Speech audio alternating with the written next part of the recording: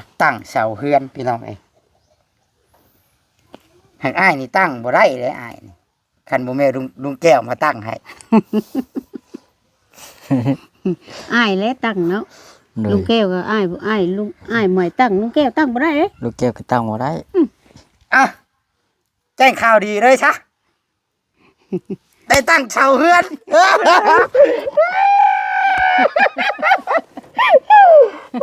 พี่น้องเอ้ยเนาะได้ตั้งเสาเฮือนเด้อพี่น้องเด้อ ยังก็อ้ายได้ เออ นั่นดีแต่ว่าลูกข้าว ในน้องก็ดีใจนะ ดีใจ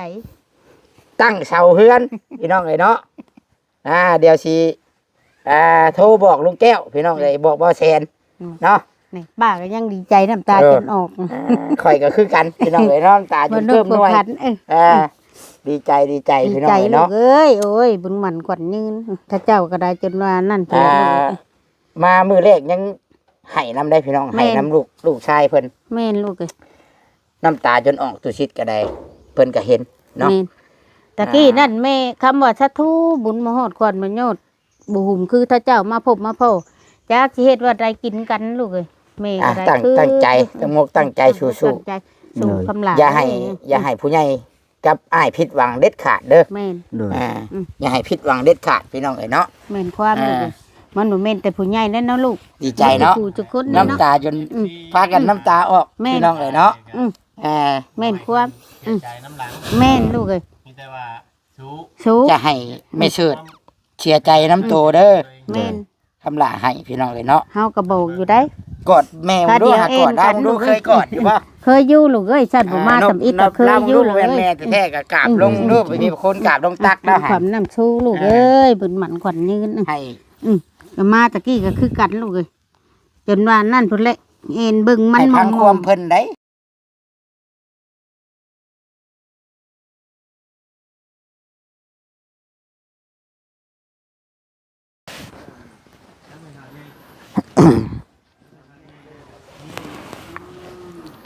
กราบทักทายสบายดีทุกคน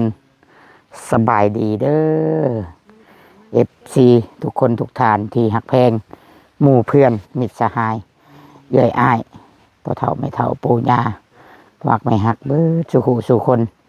ที่เบิ่งที่ชมคลิปนี้อยู่พอๆกันกับตุสิทธิ์ปันสุขอีกแล้วพี่น้องเอ้ยเนาะโดยพี่น้องทักทายสบายดีคลิปที่2พี่น้องเอ้ยเนาะคลิปที่2ทุกคนหลังจากคลิปแรกพี่น้องเอ้ยเนาะคลิปแรกตุสิทธิ์ในไทยถามเพิ่นเบิ่งเนาะคำลาว่าคำลาเป็นจังไดมีข่าวดีทางช่องใดช่องหนึ่งหรือว่าทีมงานเบาแสนหรือว่าทีมงานหรือว่าช่องใดได้เข้ามาแจ้งข่าวดีมายังเพิ่มเติมแล้วบ่สรุปกันยังพี่น้องไอ้เนาะยังเลยก็เงียบเหงาเพราะถือว่าบ่มีทีมงานเข้ามาเลยพี่น้องไอ้เนาะเงียบเหงาหลายพี่น้อง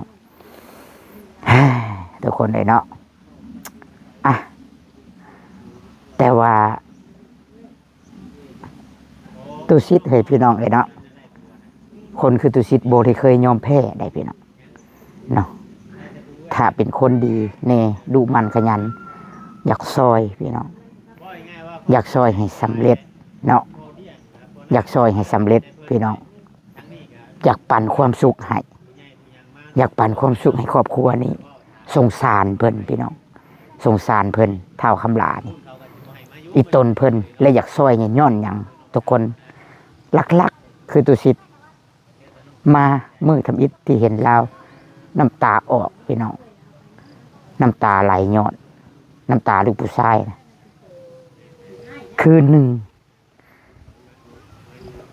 ปกติเนาะส่วนใหญ่เลยส่วนหลายเลยผู้ชายนี่อยากทิ่มได้ลูกนี่พี่น้องบ่ได้อยากเอาเลี้ยงได้แต่ว่าผู้ชายผู้นี้นะเราเลี้ยงลูกเราบ่ทิ่มมีคนอยากซื้อลูกเราคำว่าซื้อนะเนาะผูกแขนเอานะ80 ล้านกีบมันบ่ได้น้อยเลยทุกคนแสนกว่าบาทแต่เราบ่แล้วอะถูกกะยาบ่มีจะกินกะยาข่อยจะเลี้ยงลูกข่อยให้ใหญ่ข่อยจะบ่ปะบ่ทิ่มลูกข่อยเนาะจนเพราะว่าพ ราะว่าเมียเราเสียชีวิตเด้พี่น้องเมียเราผิดกรรมเลยเสียชีวิตเนาะจากนั้นเราก็ที่แรกเราก็อยู่บ้านแม่เฒ่าเราก่อนอยู่ทักแขกเด้อทุกคนเดี๋ยวตุชิดสิไล่ทำลายมาคืนใหม่แล้วเอาเมียอยู่ทักแขกแล้วเราได้ลูกอยู่ทักแขกเนาะเมียเราคนทักแขกเราไปอยู่นำเมียเราหลังจากนั้นเมียเราเสียชีวิตย้อนพิษกรรมหลังจากพิษกรรมแล้วปุ๊บเนาะเราก็ได้อยู่เลี้ยงลูกเราอยู่หาเงินมาเลี้ยงลูกช่วงนั้นแม่เฒ่าเราแม่ของเมียน่ะยังบ่เสียชีวิตพี่น้องเราก็ได้อยู่เลี้ยงลูกหาเงินให้แม่เฒ่าเลี้ยงลูกหลังจากนั้นแม่เฒ่าเสียชีวิตบัดนี้บ่เหลือไผพ่อเฒ่าก็เป็นพ่อเฒ่าหน้าเป็นผัวใหม่นะผัวใหม่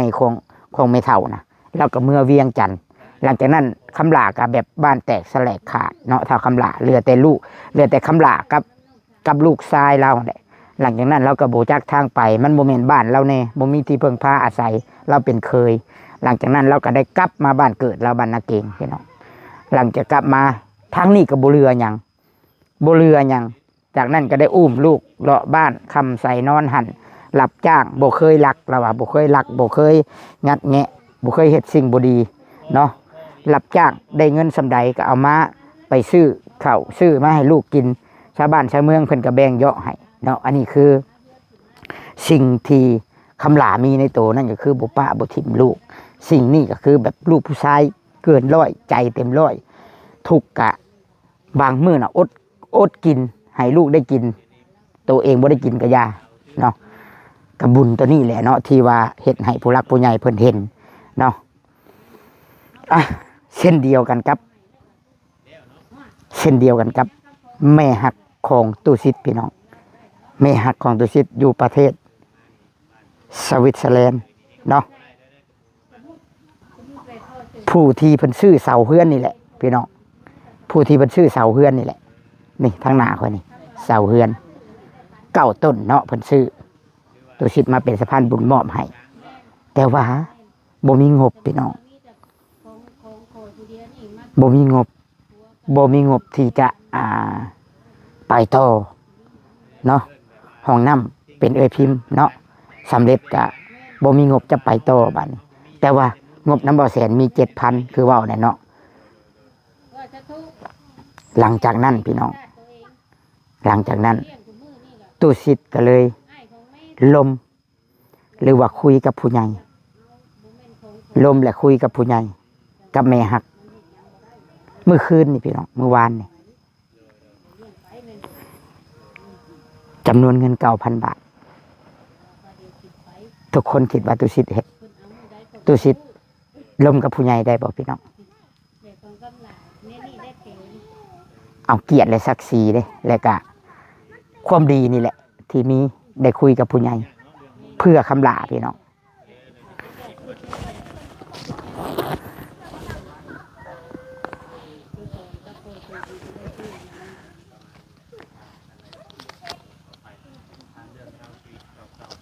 อันนี้คำลายังบ่ได้ฮู้ได้พี่น้องค่อยหลักมาเปิดคลิปอยู่ทางพี่อยู่ป่าพี่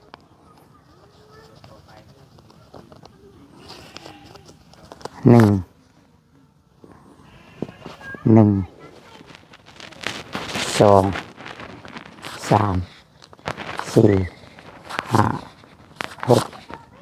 7 8 9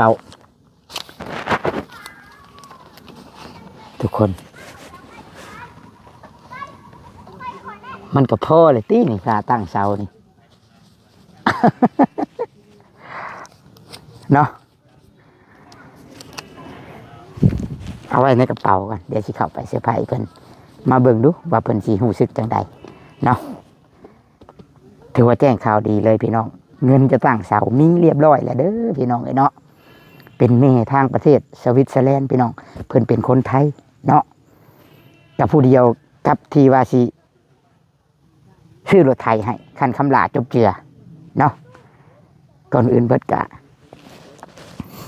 กราบขอบพระคุณเด้อขอบพระคุณขอบใจอีแม่แทนคำลาและครอบครัวขอบใจหลายๆอีแม่ค้าขายธุรกิจอันใดเนาะก็ขอให้เจริญรุ่งเรืองก้าวหน้าได้ขายเนาะเป็นแสนเป็นล้านเนาะให้ร่ำรวยแม่ให้สุขภาพแข็งแรง บุญรักษาเทวดาคุ้มครองเด้อได้หลายกว่าเก่าให้เป็นเศรษฐีผู้ใจบุญเนาะช่วยเหลือคนยากคนจนแบบนี้ตลอดไปเด้ออีแม่เอ้ยเนาะสาธุแต่เพิ่นบ่ประสงค์ออกสื่อออกนามเด้อพี่น้องบ่ให้เห็นรูปอีกเนาะบ่ให้เห็นรูป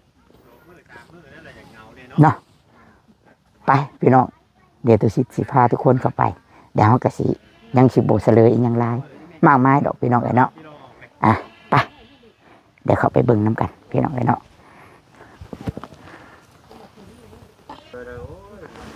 ป้าผู้มาอย่างเด้อ่ะนะมีเบาเวียงกับเว้ากันยังไงนี่เนาะ เพิ่นเอามาฮอดเพิ่นเอามาฝากเด้ เฮ้ยเฮ้ยเฮ้ยสบายดีสบายดีทุกคนเด้อ พี่น้องมาฝากเด้ สบายดีแม่ เพิ่นซ่อนถุงในเฮาสิเอาไว้ สบายดีคำละ สบายดี โอ้ยแม่เพิ่นก็ได้เนาะไม่ยังอันนี้เอายังให้อันนี้ พี่น้องฝาก โอ้ยสิเอาให้ละล่านะ ให้ละล่าได้ เอาเลย ยังให้แม่ละล่า บ่เลี้ยว ให้ละ โต ล่า เพิ่น ได้ สิขายก็ยังมีอีกอยู่เพิ่นว่า ฮะ โตเขาสิขายกับ จักโตสิให้เฮาอันน่ะ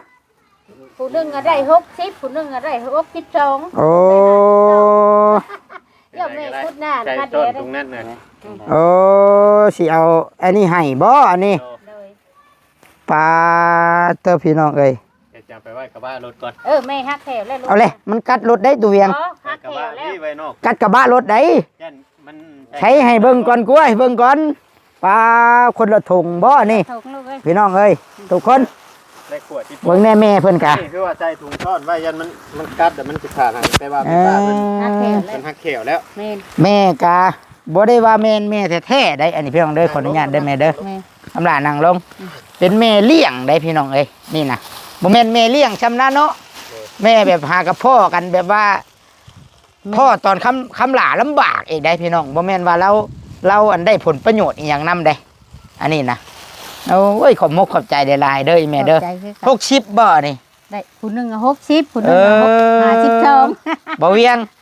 มันสิบ่หลุดออกมากัดกระบะรถข่อยบ่นี่ การยังเราหักเขียว ฮะ หักแขวพร้อม ดูทิศจำได้จะได้มาพูดตึงได้จังเอา โอ้ยบุญค่ำน้ำชูอ่ะให้บ่เวียงเอาไปไว้เนาะ เลย มันบ่อยากเห็นควายมันได้ฝนตกของมึง แม่นเลย มันสิคือบ่เวียงเอาละล่ะอันนี้ โอ้ยลูก บ่ได้พอได้เราชื่ออันนั้นชื่อนั่นชื่อไหนกิน แม่ให้เมื่อผัวลูกเอ้ย บ่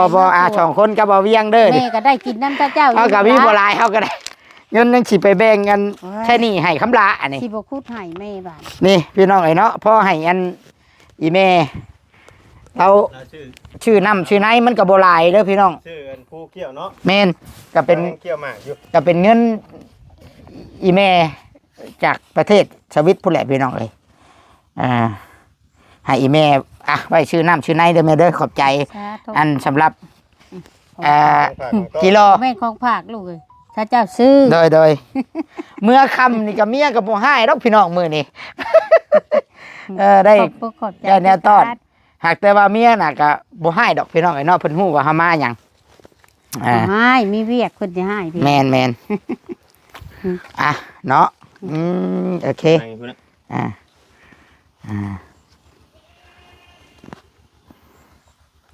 อ่าเนาะพี่น้องเอ้ยเนาะโอ้ยแม่เพิ่นก็มาพี่น้องเอ้ยนะพี่น้องเอ้ยเนาะ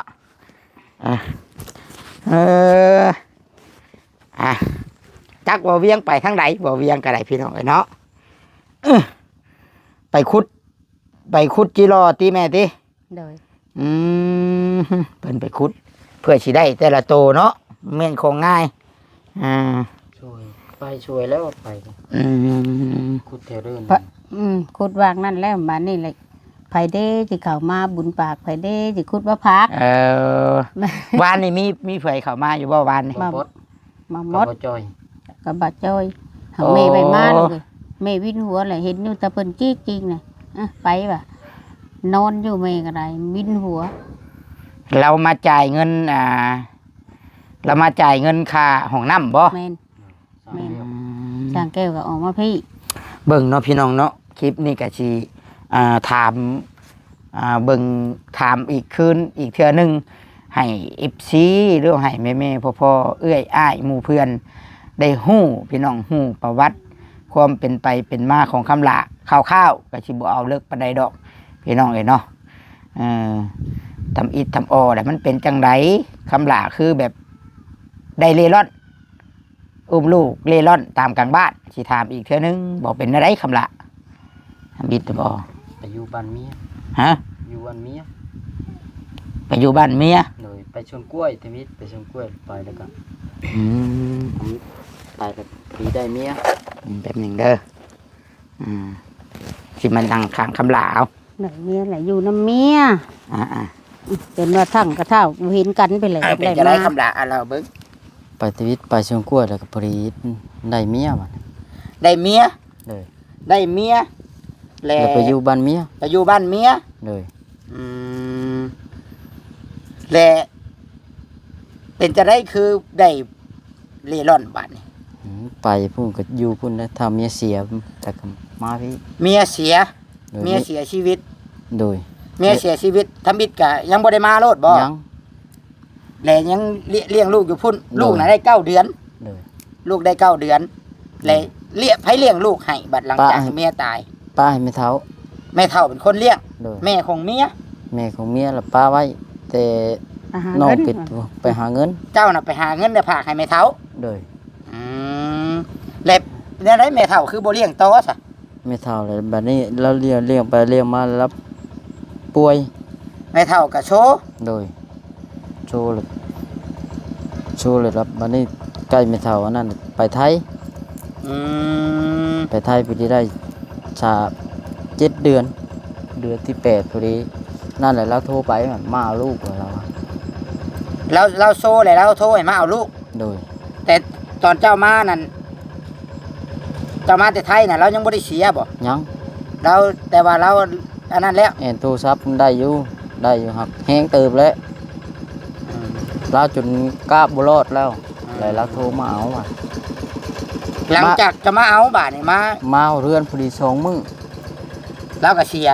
โดย หมอน้อยนี่จื้อความได้บ่จักความได้บ่ พอดีหมด2 ปี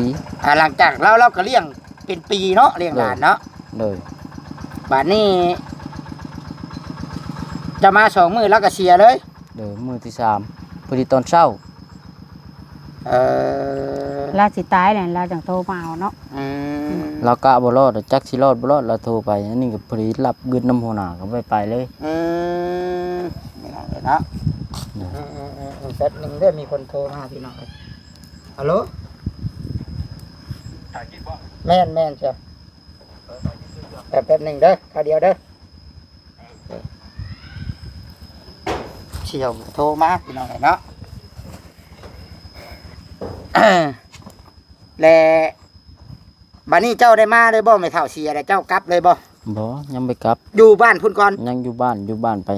อยู่บ้านแล้วก็พอดีเขาบอกว่าจะมื้อเว้ยสิเฮ็ดให้มันแล้วเลยบ่บุญ เฮ็ดบุญเฮ็ดหยังแล้วมัน วะ จังไดมา ตัดสินใจคนสิมาญาติเขาบ่เฮ็ดบ้านอันนะมันบ่มีผู้นำพาเด้ญาติเขาบ่ได้เขาแม่เขามีบ่ได้ยำไปกินข้าวแจกตัดสินใจเอ้าเฮ็ดน้ำห้องก็มีแล้ว10,000ว่ะ เงินน้ำเจ้ามาแต่ไทยน่ะมี10,000 เลย พอดีเฮ็ดบุญแจกให้เมียพร้อมบ่ บุญแจกให้เมียกับบุญประกันภัยเขาไม่เท่าแน่ แล้วก็เฮ็ดให้ไม่เท่าพร้อม โดย พร้อมกัน พร้อมกัน เดียว เฮ็ด เบิด พร้อมกันเลย บ่เรือหยังบัดนี้จะ บ่เรือหยัง หลังจากนั้นแดกกลับบ่บัดนี้ เฮ็ดแล้วแจกแล้วพอดีตื่นมาได้3-4 มื้อแล้วก็กลับมาก ลับมาแล้วเป็นอะไรบัดนี้มาอยู่พี่ ย่างเราไปเรามาจะก่อนลูก ย่างไปย่างมานี่นะมากับมาพี่ใช้เขาอีแม่เก็บพ่อเมื่อเขาว่าเมื่อบ้านคืนเฮือนเก่าเลยได้ปะ มาหลังจากมาบ้านเกิดแหละอันพอเจ้าบัดเมื่อบ้านเก่าแล้วเมื่อบ้านเกิดแล้ว มาอยู่น้ำน้อง นี่แหละ แล้วก็บ่มีหยังคือกัน โดย บัดนี้มาถามหาแม่ก็จากโลกแล้ว แม่ โดย อันนี้นะแม่เพิ่นก็เชียร์แล้วพี่น้องแล้วบ่เรือไปเลย โดย เฮือนชานบ้านช่องดินดอนได้ซะ จักน้ำเขาแล้วเขาว่าเขาขายเลยก็ ถาม ขาย พอ เลย มันก็ว่าเพิ่นว่าพอมันว่าเขาขาย บ่จักหยังเลยเจ้าก็ได้ โดย ของว่าไปอยู่น้ำเมียน่ะบ่จักหยังทั้งพี่เฮ็ดอะไรก็บ่จัก โดย แล้วเลยบ่เรือหยัง บ่เรือหยัง เลยย่างเลาะไปเลาะมาบัดนี้ โดย ผมยึงยองคือคนป่าพี่น้องเห็นแตะมิดนะ ส่งนี่โตเก่าเสื้อโตเก่าใส่ได้ก็ได้นี่แหละจำอันแม่เลี้ยงเพิ่นนี่แหละแม่ประเสริฐ มันความเจ้าประ เพิ่ง เสริฐ เติบบ่จะจังได้เอิ้นเพิ่นเข้าไปอยู่นํ เดี๋ยวมันย่างเฮาก็ให้อยู่เขามันหนัก แต่ว่ามันย่างลบไปลบมาแล้วมึงสิบัดนี้เฮาเลยใบถามเห็นอยู่มันไปแบกลูกไปลูกมาแข่งผลน่ะนะ โดย บัดนี้เลยผัวเฮาเลยเอิ้นตาเฉิดเอิ้นมึงนู่นตาเตงว่าเบบบ่กล้าจะไปแบบมันลึงยึงนั่นแหละลูกเอ้ย กะย่านคือกันติ คือกัน เจ้าก็ย่านคือกัน แม่น หักก็ฮู้ว่าเด็กน้อยที่มันอุ้มนั่นลูกมันว่าติ ลูกมันเอาให้เขาบัดนี้เลย เขามีตนเด็กน้อยนะเนาะ แม่นบัด เดี๋ยว นี้ คือ เลยมัน เจ้า เข้า เห็น มา นะไฟก็บ่กล้าเลยแต่แก มันไปก็บ่กล้าลึงจึงอยู่แนว ตุชิดเฮา ให้เบิ่งอันหนึงบัดคือคนผีบ้า มัน ติ บัดมันคนบ่มักเอ็น บัดชิงนึงชิงลิงอยู่เนาะ แม่น ช่วงทบิดน่ะเนาะ ได้ย้อนแต่มันบ่เสียเพเฮาอ่ะ มันยัง หัก ตั้ง บ่ได้ สติ ขี้รัก เลย ของไผ เอาไว้ลักไว้เล่มของไผ คำใส่นอนหัน คำใจนอนนั่นบัดนี้แหละเอิ้นคนน่ะเอิ้นเขามามึงน่ะสิไปไสอยู่ไสหั่นนะเฮาน่ะบ่จักบ่อนไปแต่สาวเอ้ยมันห้องน่ะสาวห้องเฮาน่ะแล้วมึงมาอยู่น้ำกูซะแต่เองว่าเลี้ยงงัวเลี้ยงควายเฮ็ดเวียกเหตุการณ์น้ำกูนี่แหละพังเบิ่งก่อนเจ้าแหละเพิ่นก็ไปอีก บ่กล้าเข้ามาบ่ทบิด บ่กล้าเลย คงเม่นเอ้ยเม่นน้องเนาะก็บ่กล้าแล้วลูกเอ้ยมันก็เฮาก็ คือเห็นได้เถียงเรากะบ่จักลูกเราจักหลานเราอีกพี่น้องทบิดนะ แม่น บัดนี้เอิ้นชุดช้องบ่บัดนี้จังเข้า ดู ถ้ามันบ่จักบ่อนไป ลายเทื่อเติบติ บัดนี้คำว่าบ่จักบ่อนไปเลยมึงจังมาเด้อว่าซั่นบัดนี้บัดข้าเพิ่นสิมาแล้วก็บ่ยากได้อุ้มลูกอุ้มยูมามาแล้วเฮาว่าเถียงกันยังบ่แล้วบ่ยังแลคำลาเอ้ยหากระปุกสินอนใช้อยู่ใช้เฮาน่ะฮ้อนนอนนี่ก็ได้เพิ่นว่าก็แล้วแต่เฮา วันนี้ก็เลยนอนข้างคอกแบะ แม่น นอนเนี่ยห่างเพื่องพี่น้องเอ้ยเนาะ นอนห่าง ใน เครื่ ค อง ลิปทบิดหัน เอาเตียงมานอนเอาหยังมานอนเลยกลางคืนมันก็บ่มาลูกเอ้ยกลางคืนมันก็มาของมันไปรับจ้างแล้วมันนอนบ้านนี้กลางคืนก็เช่าหาบ่เห็นไปหาแล้วบ่เห็นหาลังเทื่อกับมันดำนาอยู่ข้างนั่นแต่เก่าหั่นนะไปเฮ็ดหัวเฮ็ดหยังขุดโพนขุดหยังนะอาจจะผู้จักจ้างนะไปเฮ็ดอีเลเคนังเนี่ยเนาะคนบ่มี คนบ่มีบ่จึงเท่าแต่หาว่ามึงอย่าเฮ็ดตัวทีบเด้ออย่ากินเหล้ามาโซลาเด้อมึงไปทางอื่นกับมึงตั้งสติเด้อเลี้ยงลูกมึงดีๆเด้อเฮาว่านะมึงอย่าลักบกจกห่อเด้อหำเด้อว่ะเฮาบ่เป็นหยังดอกหมู่ให้เฮาก็กินมันน่ะ สู้เนาะเพิ่นก็สู้ อย่า คนดี ปากกะแล่มันเมื่อยไปแล้วมันก็มาหาป้าลูกมาหาป้าแล้วป้าจังได้เอาอยู่น้ำป้าก็ว่ามีละกินบ่มีละยาหาได้ละได้กินน้ำมันนั่นมันกัดกบกันเครียดป้าก็ได้กินลูกได้กินน้ำเพิ่นนั่นแหละ ก็เลยอยู่มาเรื่อยๆเลยจัง YouTube เฮามาพ่อเนาะ จังว่าบุญบาสนาลูกเอ้ยแม่ก็บ่เคยเห็นจังว่าสู้มาบาทเดียวจำพันธ์ติ สัมพันธ์จังเห็นจัง เดี๋ยวตุชิดไปได้ว่าเขาว่าเขาสิมาถ่ายได้ ถ่ายหยังติ บาดนี้เลย สิมาได้ว่าอยู่เด้อ เขาเจ้ามาหาข่อยนี่แหละ อยู่เฮือนเด้อจะไปไสเด้อติ อยู่เฮือนเด้อสิไปหาเด้อเขาสิมาไปว่ะ ข่อยนี่แหละไปเอิ้นเพิ่นนะ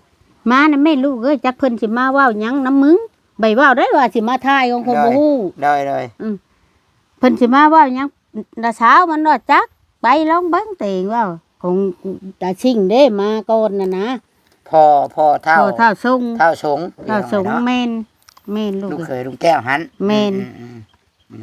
ก็เท่านั้นแหละลูก ข้าวๆเด้อพี่น้องเด้ออันนี้เด้อ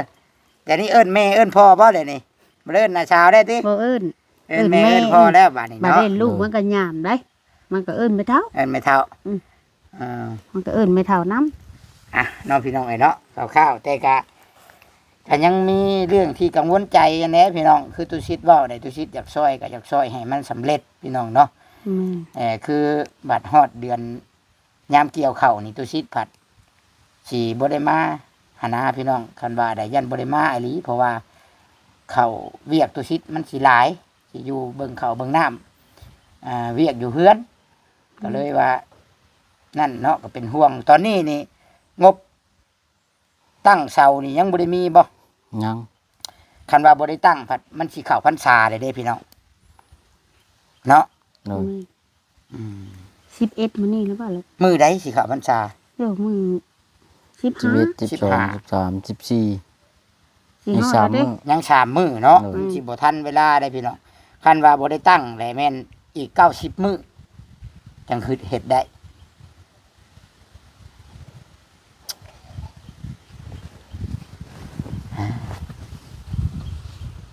อยากตั้งอยู่บ่คำละ อยากตั้งอยู่ ฮะ อยากตั้งอยู่ อยากตั้งเสาอยู่ เอา บ่ แต่เอา เลย เอาแต่อ้ายพร้อมจะก็ลูก ฮะ เลยไปอ้ายและ อืม ทั้งใด แล้วแต่อ้ายแล้วแต่ผู้ใหญ่ โดย แม่น โตอยากได้อยู่บ่เพื่อน อยากได้อยู่ ฮะ อยากได้อยู่ เออพี่น้องไงเนาะสิว่าจังใดเด้พี่น้องบ้านนี่อยากตั้งเสาเฮือนพี่น้องเอ้ยหากอ้ายนี่ตั้งบ่ได้เลยอ้ายนี่คันบ่แม่ลุงแก้วมาตั้งให้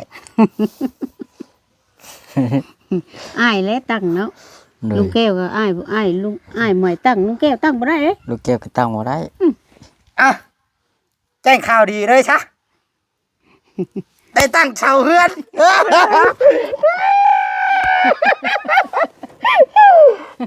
พี่น้องไงเนาะได้ตั้งเสาเฮือนเด้อพี่น้องเด้อ ยังก็อ้ายได้ เออ นั่นดีแต่ว่าลูกข้าว ในน้องก็ดีใจนะ ดีใจ ตั้งเสาเฮือน พี่น้องไงเนาะเดี๋ยวสิโทรบอกลุงแก้ว พี่น้องเลยบอกบ่แซนเนาะ นี่ป้าก็ยังดีใจน้ำตาจนออก ข่อยก็คือกันพี่น้องเลยเนาะน้ำตาจ บ่ น นึ เพิ่ ก ม บ่ หน่วย ทันดีใจดี ดี พี่น้อง ใจ เลย ลู เนาะ กเอ้ยโอ้ยบุญหมันกว่ายืนถ้าเจ้าก็ได้จนว่านั่นเพิ่น มามือแรกยังให้น้ำได้พี่น้องให้น้ำลูกชายเพิ่น แม่นลูกเอ้ย น้ำตาจนออกตุชิดก็ได้เพิ่นก็เห็นเนาะ แม่นตะกี้นั่นแม่คำว่าสัทธุบุญมาฮอดก่อนมาโยดบุหุ่มคือถ้าเจ้ามาพบมาพ่อจักสิเฮ็ดว่าได้กินกันลูกเอ้ยแม่ก็ได้ ตั้งใจตั้งมกตั้งใจสู้ ตั้งใจสู้คำหลา ๆอย่า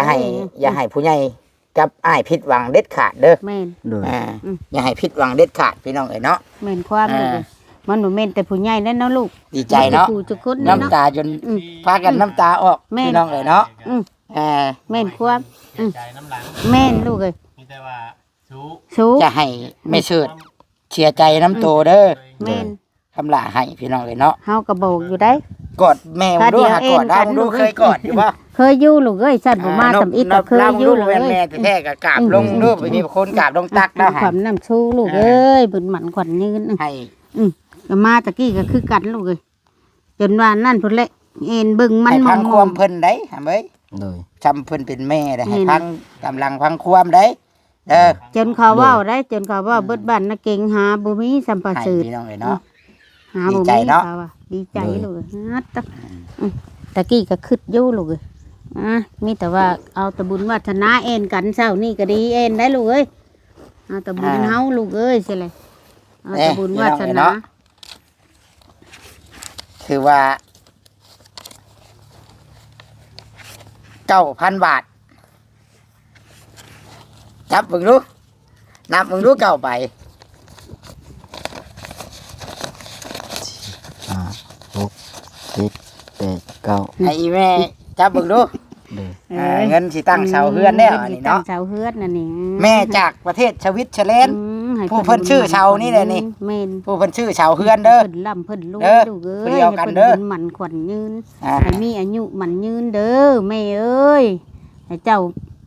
น บมือ ร้อย ขึ้น เอ็ด คำว่า พันภาษาพุ่นแหละเจ้านะแม่เอ้ยให้เจ้าหั่งเจ้ามีเจ้ากว้างเจ้าขวางเด้อให้เจ้าอยู่ดีมีแห้งแต่หนีต่อไป ความเจ็บเจ้าจะได้ความไข่เจ้าจะมีเด้อแม่เอ้ย ขอจะเป็นสะพานบุญให้สาธุอ่า ให้ได้หอดตีนหอดมือเลยเพิ่นใบ ลุยมือนี้ได้ป่ะไปบอกลุงแก้วมือนี้ได้ป่ะ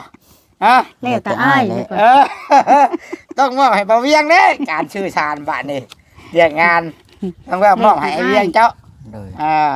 แล้วบัดข้าวไปจังแวะหาเพิ่น อัน ทันอยู่เนาะเดือน3 มื้อพุ่นเนาะ แม่น เออ เดือนบ่ส่ง มื้อนี้ เดือนบ่ส่ง เบิ่ง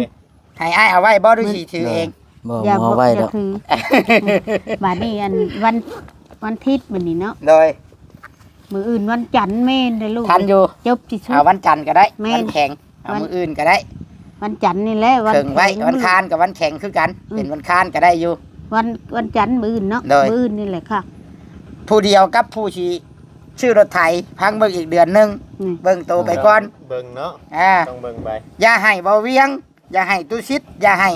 แม่เสิร์ชพ่อเสิร์ช แม่ ผิดหวัง แม่ FC ผิดหวัง เอ็นกันเลยลูกเอ้ยแต่ว่า เฮาฮู้อยู่ตัวใดทางมันหกเลยอย่าไป แม่น ทางมันมีน้ำเลยอย่าไป แม่น ให้ไปทางแปลนทางผู้ใหญ่พาไปน่ะไป เลย บอกเลยเนาะ เด้อ เที่ยวทางสินเดิมกับสินใหม่ได้ดี เด้อ บอกอะ ยินนะบ่ เลย ทางเฮาฮู้แหละมันมีน้ำมีหยังเลยอย่าไป เลย อ่า อืม ชูบ้านนี้มี ชูๆ อ้ายก็เอาเกียรติได้ศักดิ์ศรี แม่นแม่น ความดีได้ลมกับผู้รักผู้ใหญ่ แม่น ให้เชื่อตัวน้ำ แม่น เลย คือนำแต่รถไทยกะทำให้ว่าตัวบ่พานนี่กะ แม่น แม่นบ่พานแต่เฮ็ดแนวใดจังให้อ้ายให้คะแนนตัวได้หมัก10 ไก่ปะ ตัวเฮ็ดเอาได้บ่ได้ตัวเฮ็ดเอาบ่ขึ้นกับอ้าย เลย บ่ขึ้นกับผู้ใหญ่ แม่น อ่า อ้ายบ่เล่นไปสิได้เนาะคำอ้ายเป็นผู้บ่เต้นคิดไปซะ เอา แล้ว ฝากถึงอีแม่ดูแม่อยู่ประเทศชวิตนะคำละแน่มึงกล้องโอ้ ก็เจ็บจะได้เด้อกับไข่ยังมีเด้ออยู่ดีมีแห้งนอนรับจะได้เงินหมื่นนอนตื่นจะได้กระเจนแบนมือมาได้กับมื้อนี้แก้วเด้ออายุมันคนยืนเด้อร้อยปีเด้อแม่เอ้ย สาธุ โอเคพี่น้องดีใจเขาละ เด้อ ดีใจเนาะแม่เนาะ โดย บัด ใจ นี้ ดีใจดีเพียงลูกเอ้ย พี่น้อง บุญนึกบุขัดเลย คิดจะว่าว่าสิไรเออคิดว่าสิใช้ม้อยได้ติ เด้อ อ่า คือนี่ก็เอ็นลูกชายแล้วบัดนี้เลยบ่าวมดจะเข้ามา โดย เพิ่นมาให้ข้าวเพียงลูกละแม่ไปใบมีแม่เอ้ยเพิ่นมาสิงเงินค่า ค่าห้องน้ำ น้ำ พี่น้องเดี๋ยวคลิปนี้จบไปก่อนแม่เอ้ยเดี๋ยวมันสิยาวเอาไว้ล้มกันอีกคลิปสิมาสบายดีเด้อสบายดี สบายดีอดอ้าว พี่น้องเอ้ยเนาะถือว่าแจ้งข่าวดีเพิ่นก็ดีใจทั้งแม่ทั้งลูกคำลากันเล็ดกอดอ้ายพี่น้องเอ้ยเนาะตัวชิดก็ดีใจพี่น้องดีใจเนาะดีใจจนน้ำตาซึมพี่น้องเอ้ยฮักบ่อยากเห็นให้ FC เห็นจะได้ FC สิเยอะอีกค่อย คนมีแต่ห้อยยิ้มมีแต่เสียงหัวมีแต่ความเฮฮาสิมาให้ FC เห็นบ่ได้พี่น้องเอ้ยเนาะได้กราบขอบบุญขอบคุณเด้ออีแม่จากประเทศสวิตเซอร์แลนด์เด้อพี่น้องเอ้ยอีแม่เพิ่นเป็นคนไทยพี่น้องเอ้ยเนาะเพิ่นเสาเฮือนเพิ่นก็ซื้อให้แล้วก็เพิ่นฝากเงินมาให้ตั้งเสาอีกพี่น้องเอ้ยเนาะ 9,000 บาทพี่น้องขอบบุญขอบคุณเด้ออีแม่ข่อยอีแม่อายุมั่นขวัญยืนความเจ็บจะได้ความไข่จะมีให้โชคให้มานให้ร่ำให้รวยเด้อแม่เอ้ยบุญคำนำชูให้เป็นมหาเศรษฐีมีเงิน100 ล้านพันล้านช่วยเหลือคนยากคนจนแบบนี้ตลอดไปแม่เอ๋ยบุญคำนำชูสาธุและ FC บัจจุคูสุคนเช่นกันขอบใจที่หักแพงตุชิดที่คอยติดตามเป็นกำลังใจซัพพอร์ตมาตลอดตุชิดขอบใจหลายๆสิเอาความดีเด้อพี่น้องตอบแทนให้ FC พี่น้องแล้วก็ตอบแทนให้ผู้รักผู้ใหญ่หมู่คู่ทุกคนทุกท่านสิเอาแต่ความดีเอาแต่ความห้อยยิ้มเสียงหัวน้ำตากับน้ำตาแห่งความสุขจะบ่เฮ็ดให้ผิดหวังพี่น้องสบายดีเด้อพี่น้องสบายดี